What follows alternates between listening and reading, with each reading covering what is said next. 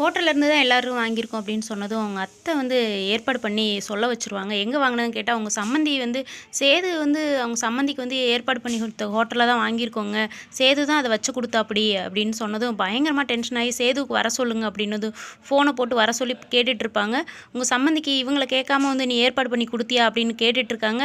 அவங்க அப்பா அதை கேட்டுகிட்டே இருக்காரு. ஆமான்னு சொன்னதும் கொஞ்சம் கூட சொல் பேச்சு கேட்காத இவன் என் பிள்ளையே கிடையாது, நான் அவன் அப்பவும் கிடையாது அப்படின்னு பயங்கரமாக பேசிடுவார் சேதுவோட அப்பா. இதை கேட்டுட்டு சேது ரொம்ப மனசுடைஞ்சு போயிடுவார். இனிமே அவனுக்கு எனக்கும் எந்த பந்தமும் கிடையாதுன்னு சொல்லிடுவார். சேதுவோட அப்பா சொன்னதும் சேதுக்கு ரொம்ப மன உளைச்சல் ஆகிடும். இதை எல்லாருமே வீட்டில் கேட்டுட்ருப்பாங்க. இனிமேல் பெரிய பாக பிரிவினையாக மாறிடுதுங்க. சேது ரொம்ப மனம் உடஞ்சி அழுகிறாரு. இப்படி தாங்க ப்ரமோ போட்டிருக்கிறாங்க. இனிமேல் தமிழ் என்ன செய்ய போகிறாங்கன்னு தெரியல, பொறுத்து இருந்து தான் பார்க்கணும். சேதுவுடைய அப்பா செஞ்சது சரியானு கீழே கமெண்டில் சொல்லுங்கள். சேது வந்து தமிழோட அம்மாவுக்கு நல்லது தாங்க செஞ்சுருப்பார், ஹோட்டல் வச்சு கொடுத்துருப்பாரு. அது தப்புன்னு இவங்க சொல்கிறாங்க.